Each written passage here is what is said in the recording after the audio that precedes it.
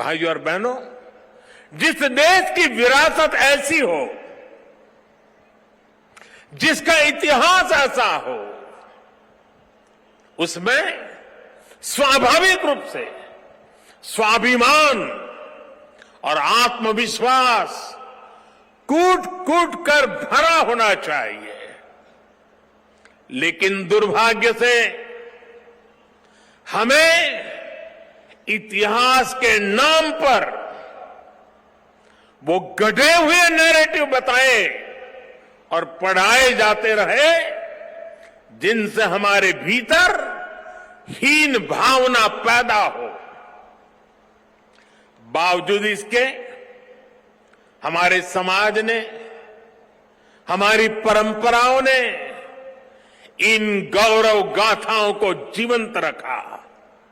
साथियों, अगर हमें भारत को भविष्य में सफलता के शिखरों तक ले जाना है, तो हमें अतीत के संकुचित नजरियों से भी आजाद होना पड़ेगा। इसलिए आजादी के अमृत काल में देश ने गुलामी की मानसिकता के मुक्ति का प्रण फूंका है। वीर बाल दिवस देश के उन पंच प्राणों के लिए प्राणवायु की तरह है।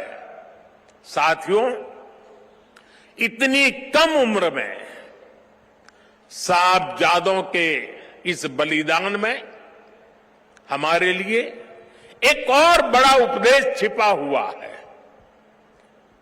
आप उस दौर की कल्पना करिए, औरंगजेब के आतंक के खिलाफ, भारत को बदलने के उसके मंसूबों के खिलाफ गुरु गोविंद सिंह जी पहाड़ की तरह खड़े थे।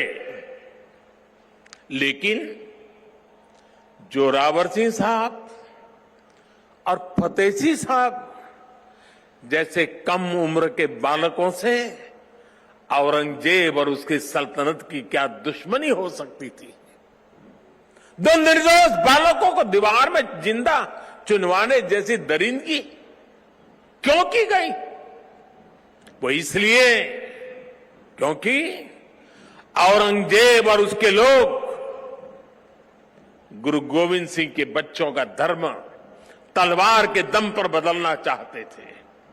जिस समाज में, जिस राष्ट्र में उसकी नई पीढ़ी जोर जुल्म के आगे घुटने टेक देती है, उसका आत्मविश्वास और भविष्य अपने आप मर जाता है।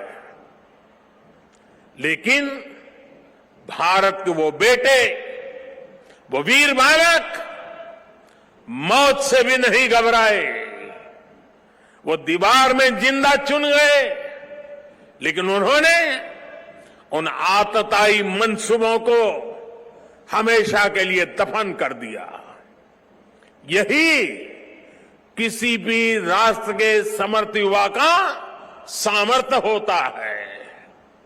युवा अपने साहस से समय की धारा को हमेशा के लिए मोड़ देता है। इसी संकल्प शक्ति के साथ आज भारत की युवा पीढ़ी भी देश को नई ऊंचाई पर ले जाने के लिए निकल पड़ी है। और इसलिए अब 26 दिसंबर को वीर बाल दिवस की भूमिका और भी अहम हो गई है। साथियों, सिख गुरु परंपरा केवल आस्था और आध्यात्म की परंपरा नहीं है, ये एक भारत श्रेष्ठ भारत के विचार का भी प्रेरणा पुंज है। हमारे पवित्र गुरु ग्रंथ साहब से बड़ा इसका उदाहरण और क्या हो सकता है।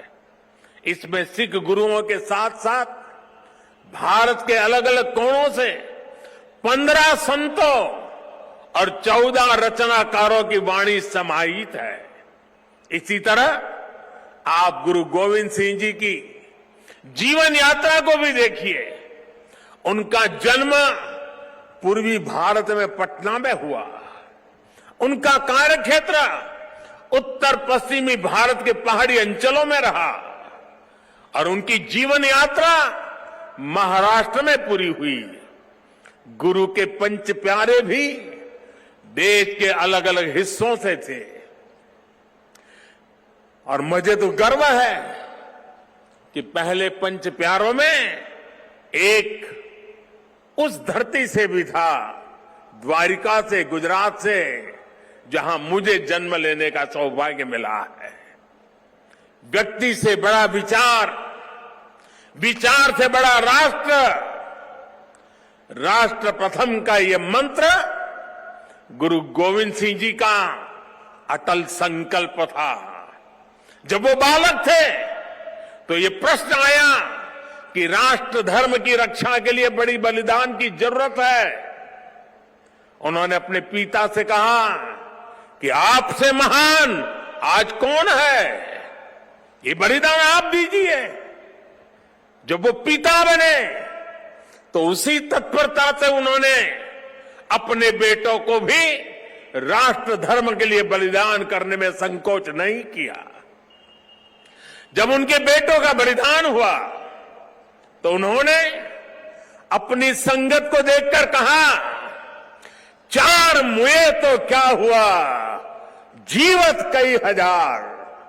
अर्थात मेरे 4 बेटे मर गए तो क्या हुआ, संगत के कई हजार साथी, हजारों देशवासी मेरे बेटे ही है। देश प्रथम, नेशन फर्स्ट को सर्वोपरि रखने की ये परंपरा हमारे लिए बहुत बड़ी प्रेरणा है। इस परंपरा को सशक्त करने की जिम्मेदारी आज हमारे कंधों